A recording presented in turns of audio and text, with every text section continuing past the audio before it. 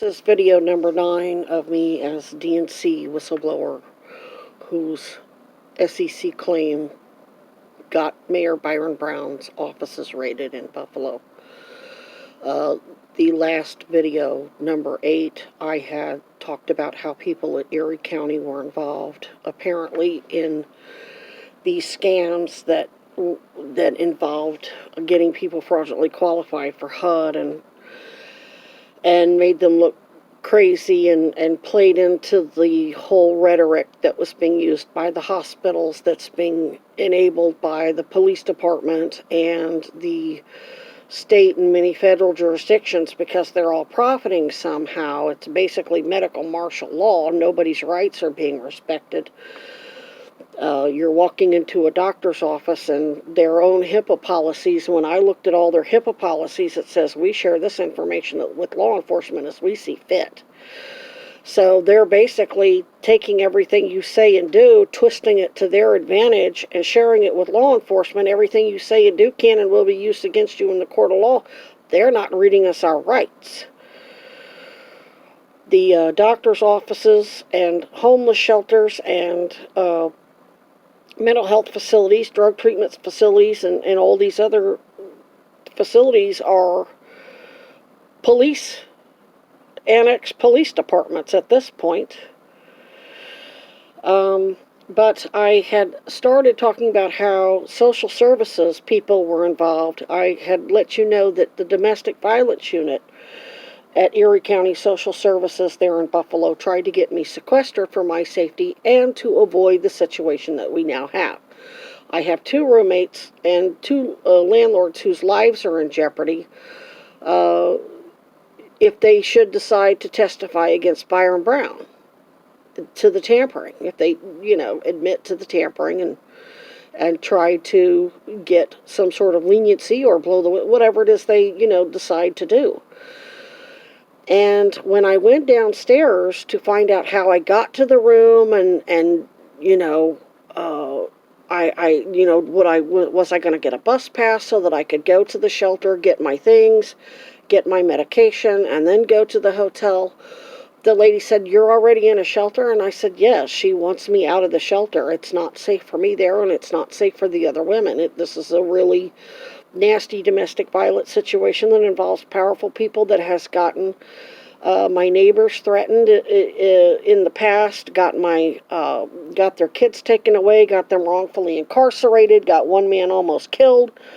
And I said that the lady upstairs at domestic violence, that's why she's putting me in a hotel room for everyone's safety.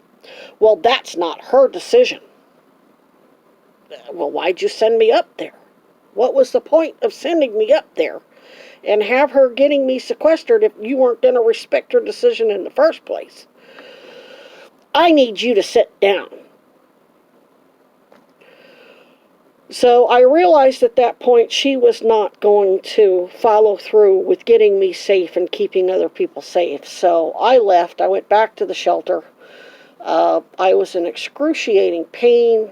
I was having to sit upright all day, and with the cancer all across the pelvic area, it caused severe edema in the legs and caused the fluid to stay up.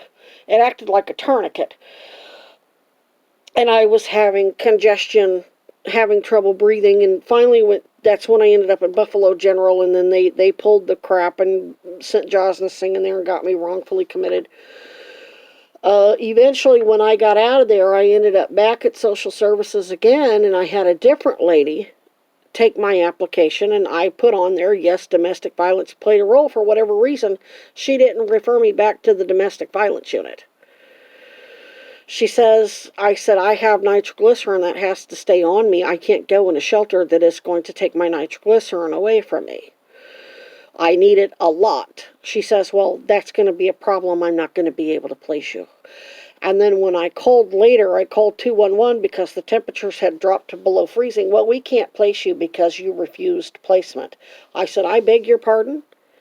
She said, "Miss Carlson documented that you refused shelter placement." I said, "Miss Carlson got recorded telling me that she wasn't going to be able to place me because of my nitroglycerin. It has to stay on me."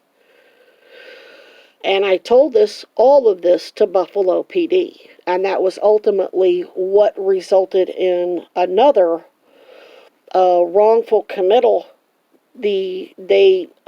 Social Erie County Crisis Services showed up, and they were wanting to know what I had told police and what was. I said that's all part of a whistleblower lawsuit, and they wrongfully committed me. And ultimately, when we got to the hospital, the triage nurse wanted me cleared by medical, and medical refused to do a workup. And then when I kept trying to tell them medical refused to work up, you didn't even do blood or urine. Oh, well, you refused. I said, no, I didn't refuse anything. You refused to do it. I said, go look at the video camera. You won't see any nurse approaching me with a urinalysis cup or her works to do an IV to draw blood. If that doctor had put an order in, that nurse would have shown up. There would be a nurse on the video coming into my room with a cup, and then at that point, I would have to refuse. But the doctor wouldn't just refuse to order it. And I said, I recorded everything. That doctor said she was going to do it. I said, okay, let's go. And then the other doctor came in and ultimately refused to make sure that didn't happen. And what they were ultimately putting throughout my records, not only at social services, but at the hospitals, was that they were trying to do stuff and I was refusing to do it. And their own video footage in my recordings absolutely supports something completely different. The mental health hygiene lawyers are falsifying their records.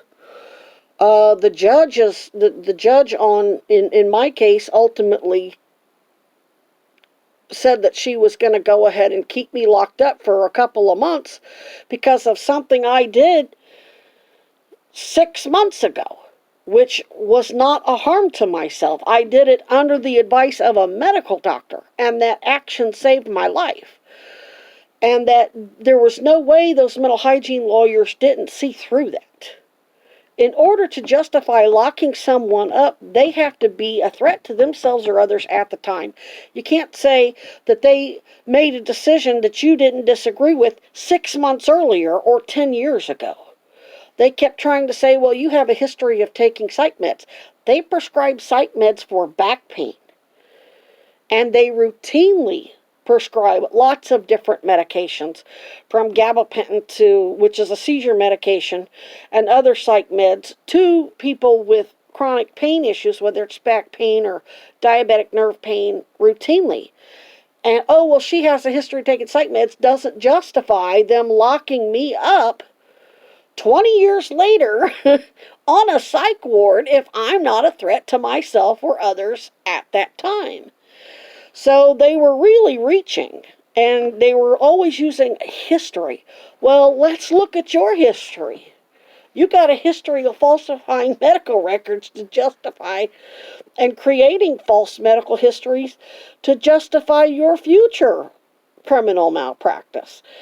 And these fraud schemes are very lucrative in, a myriad of ways. So I had also contacted the Erie County Medicaid Fraud Inspector General.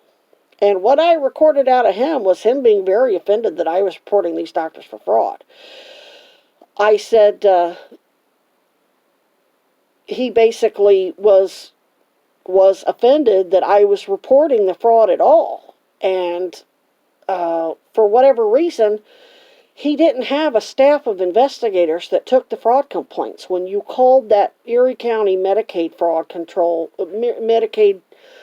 Inspector General, it rang right to his direct. He controlled all of the phone calls. And I'm like, that's really weird. That's like he doesn't want anybody else to know.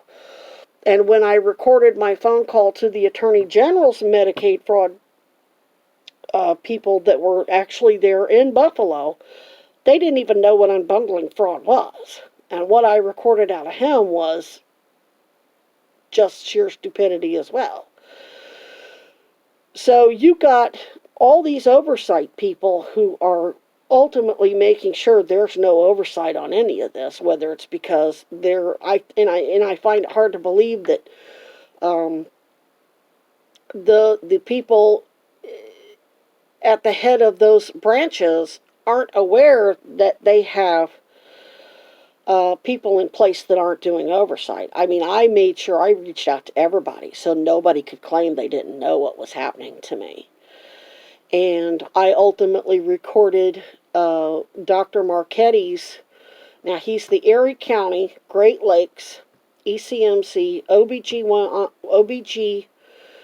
oncologist with Great Lakes. He's also on staff at Catholic Health. He had his staff member, one of his office managers, call me and tell me that they weren't going to make the appointment. They didn't feel it was appropriate. And I said, what's the basis of the discrimination? And I recorded that phone call. They called me at my home from a Florida cell phone number. I thought it was somebody in Florida calling me, so I answered it. And she's saying, well, it's not discrimination, and if you go into any Buffalo oncologist's office for cancer treatment, we're going to call the police on you. I said, what's going to be the charge? I'll let the police hear this recording. I said, what's more, I'm mandated by law when my primary care physician refers me to GYN onc. I've got to follow through. Click. She couldn't even come at me. When you're going to call the police, you've got to be accusing me of some sort of crime. And I'll be making sure that you all get the links to those audio recordings of my roommates, of those administrators, of those doctors, of those politicians and those politicos and those oversight people behaving in an abusive, nasty, threatening manner. That includes, in their risk management at all of these hospitals, are refusing to return my phone calls or conduct any type of internal investigation. That's not how that goes. When a patient calls risk management and says my medical records are falsified and I can prove it, they're supposed to seal those records right away and immediately start an internal investigation. And then if it turns out that the medical records aren't falsified, they resolve it with the patient and then unseal the records or get the records amended. They're refusing to do any of that. And Cuomo has people in place, apparently, that is making sure that the oversight people in Albany aren't doing any oversight either.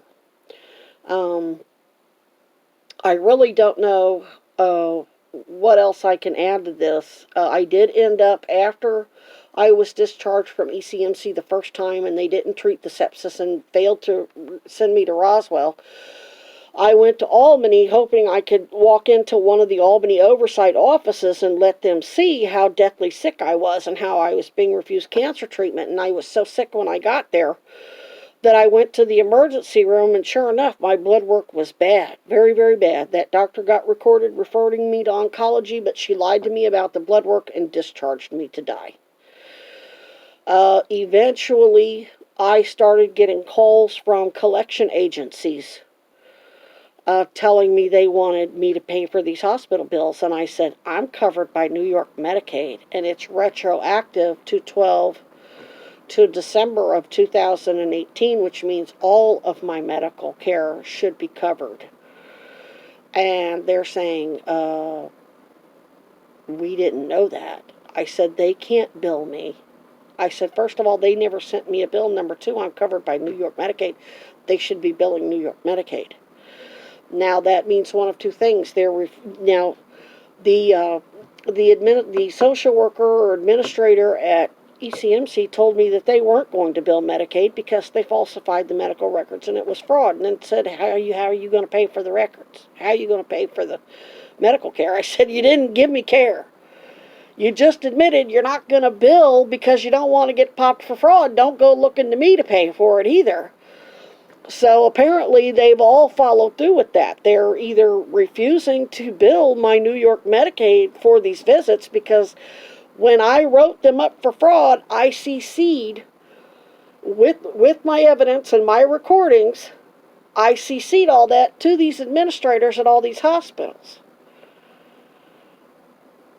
So they got copies of the complaints that I wrote up. And so they can't say they didn't know.